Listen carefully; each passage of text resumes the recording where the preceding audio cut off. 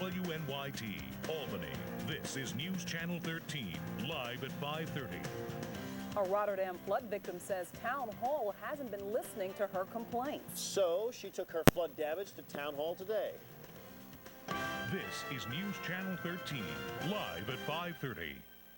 Good evening, I'm Elaine Houston. And I'm John Gray. Now, the damaged items were dropped off right on the lawn of Town Hall this morning. Phil Bailey is there and he joins us now live. Has she gotten any response yet? Hi, Elaine. Hi, John. Well, there's no question Linda Testa has a problem on her hands. Town Hall only questions how she's expressing her angst. Overnight, this frustrated taxpayer piled her soggy belongings on the lawn of Town Hall across the street. Linda Testa says everything in that pile was ruined when her basement flooded. And not just 2 weeks ago with Hurricane Floyd, Testa says her basement has been flooding at least twice a year since she bought the house in 1986. She claims the water pours down a hill and into her basement whenever an intersection owned by the town of Rotterdam floods. And she says despite her phone calls, the town won't help. But town supervisor Joseph Signori says they have tried to help, and Testa went too far with this dirty, rotten mess. We had transmission parts, auto parts, kerosene heaters, tires, fan belts, countertops, toilets. She basically took advantage of the situation, and you know, we do feel bad for her. She does have a problem, and I have returned her calls. The town supervisor says it would cost $500,000 to $1 million to remedy this problem. And John, Elaine, we're going to talk to Linda Testa about this tonight on News Channel 13 live at 6. Well, Phil, did he say she went too far? What does that mean? Is there some type of charge against her? No, there isn't, and you're right, there could be. I mean, this is a violation when you throw your garbage on Town Hall's lawn. So I asked him, are you going to charge her? And the town supervisor says, well, she's distressed. We know she's upset. No, we're not going to charge her. Okay, thank you very much. Phil Thanks, Bailey Phil. reporting live. We do have some good news tonight for the that woman, and other victims of Tropical Storm Floyd in this area. Federal assistance is on the way. The government has added 6 new New York counties to its list of disaster areas, making residents and businesses eligible to apply for special funds. Those counties are Albany, Rensselaer, Schenectady, Greene, Dutchess, and Ulster. To apply, give a call to this number, 1-800-462-9029. If you are hearing or speech impaired, you want to call 1-800-462-7585. The city of Albany has a new police chief. Mayor Jerry Jennings announced today that John Nielsen, a veteran of 29 years, will replace the outgoing chief, Kevin Tuffy. Assistant Chief Robert Wolfgang will be promoted to deputy chief. He, too, is a veteran of 29 years. Both men will be sworn in on Monday morning. It turned out to be a fabulous day. A fabulous day. Howie, could we have another? A fabulous If day. you ask, maybe we'll give you another good day tomorrow. Come on, let's hear it. A fabulous day. Can we have another fabulous day? Fantastic. All right, thanks, Elaine. We'll have a good one tomorrow. Waking up tomorrow morning will be nice. 67 right now outside, and 60 degrees is the forecast temperature around 7 to 8 p.m. It'll clear out, and tomorrow, guys, a fantastic, fabulous day, just like you wanted. Okay. Thanks, Howie. Thank you, Howie. Well, another case of E. coli has surfaced, this time in Saratoga County. And that story tops our county-by-county report tonight. State health officials say a child at Charlton Heights Elementary School was hospitalized, but is doing well and is home now. They say there is no known connection between this case and the outbreak at the Washington County Fair. This child did not even attend the fair. They say isolated E. coli cases are not uncommon. The Berkshire County House of Corrections is now smoke-free. A new no-smoking policy went into effect today. That means there's no smoking indoors or outdoors or in Sheriff Department vehicles. The sheriff decided back in June to institute this ban, saying most Massachusetts state agencies are already heading in this no-smoking direction. The world's largest garage sale is now on, and about 1,000 vendors have set up shop on the streets of Warrensburg. A few vendors did have to be restricted from selling their items earlier in the week because the Chamber of Commerce, which is sponsoring the event, wanted to be fair with everybody and begin the event today, which is supposed to be. The garage sale is a huge tourist attraction for the little town up in Warren County.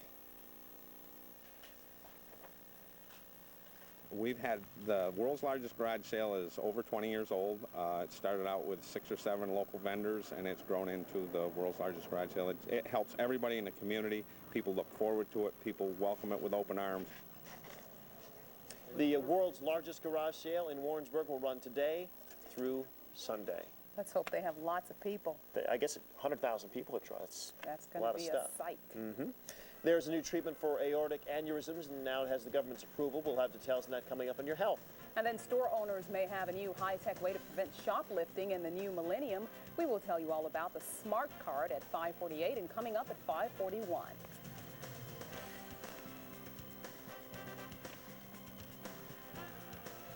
Here's a hot investment tip for you. Put your money on Capitol Hill instead of Wall Street. I'm Terry Turner in Washington, and I'll have that story. Live, local, late breaking with Elaine Houston and John Gray. This is News Channel 13, live at 5:30. News Channel 13 is sponsored in part by Raymore and Flanagan Furniture. Quality brand names for less. Each weekday, News Channel 13, live at 5:30, gives out information you need that you may not have time to write down. Now look for our live line bug, and you know the information with it is on the 530 line. Dial 436-8477, extension 530.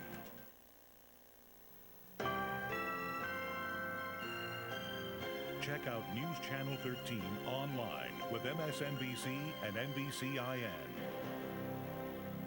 Welcome back. The search for earthquake victims continues tonight in southern Mexico. There are now at least 20 people confirmed dead, another 20 injured. The quake, which measured 7.5 on the Richter scale, sent high rises swaying in Mexico City and could be felt as far south as Guatemala. Well, firefighters are scrambling to try and save homes tonight in Southern California. That's a tough job. A fast-moving brush fire there has swept across 250 acres so far. This is in Corona, California. Flames have destroyed one home, damaged two others as the residents helplessly just watch. About 200 families have been evacuated now to shelters at the local schools. So far, no injuries have been reported. People living near the site of the worst nuclear disaster in Japanese history are starting to venture outside their homes again, but very cautiously. Residents were ordered to stay indoors with their windows shut yesterday. Despite the fact that the advisory has been lifted, many are still concerned about their health, seeking testing for radiation exposure. The good news is, of the thousands tested so far, all have checked out clean. 3 workers closest to the nuclear reaction yesterday are seriously ill. President Clinton, for his part, says the United States is doing what it can to help Japan deal with this situation. Over the last day, we've been providing information to Japan on our experiences in dealing with similar incidents in the United States and making available our experts in atmospheric monitoring and any other areas that might be useful. The Japanese government has also asked Russia and the International Atomic Energy Agency for help in this matter. President Clinton wants you to watch your mailbox for an important letter from Social Security. Starting today, the system will begin mailing annual statements to 125 million Americans. They'll show how much workers can expect to receive in monthly payments when they retire. The president says one reason for mailing is to encourage families to do more of their own saving. You know, big business has a big investment in Washington these days. Their political action committees spend lots of dough on campaign contributions, and they really don't care about which party a politician belongs. Live at 5:30's Washington watchdog Terry Turner explains. Quick, what's the party of big business? Why, whichever party's in power. They will give to the people who have power. And as the power shifts in Washington, the patterns that business PACs use to give to politicians will also change. Back before 1994, when the Democrats controlled Congress, business PACs gave more to them than to Republicans. That changed after Republicans took control in '94. But next year, Democrats need to pick up only 5 seats to take back a majority in the House. UPS, one of the biggest campaign contributors among big business, is delivering 1/3 more money to Democrats this year than last. And other business PACs appear to be hedging their bets, increasing the money they're giving Democrats just in case. Businesses tend to look at all of this as an investment. These investors are super investors, and they have a big effect on what our government looks like, what laws are passed by Congress. And you can get a much better return on your investment here than you'll ever get on Wall Street. Banking regulations or telecommunications laws, Congress makes a lot of pricey business decisions that affect how much you pay for things. Business PACs may donate $1 million or so to politicians during an election year. But the windfall that they can get back from that with a good decision from Congress can easily exceed $1 billion or more. And all this investing in politicians gives a whole new meaning to the term bull market. Watching Washington, I'm Terry Turner. News Channel 13, live at 5:30. Thanks, Terry. Now let's go to Ed Dague for a look at what's coming up on News Channel 13, live at 6. Hi, John. Tonight at 6, imagine being able to see how a new hairstyle would look on you without actually doing anything to your hair. It is possible. Smart Money reporter John Gray will show us how. That's not him. At 6:28. At 6:03, we'll have the latest on the Philip Livingston Middle School in Albany. Students dismissed early today when potentially toxic fumes came into the building. And shots fired in a local grocery store have customers concerned, but not store managers, because the store hired the gunman. Antoinette Biordi will explain that on News Channel 13 live at 6.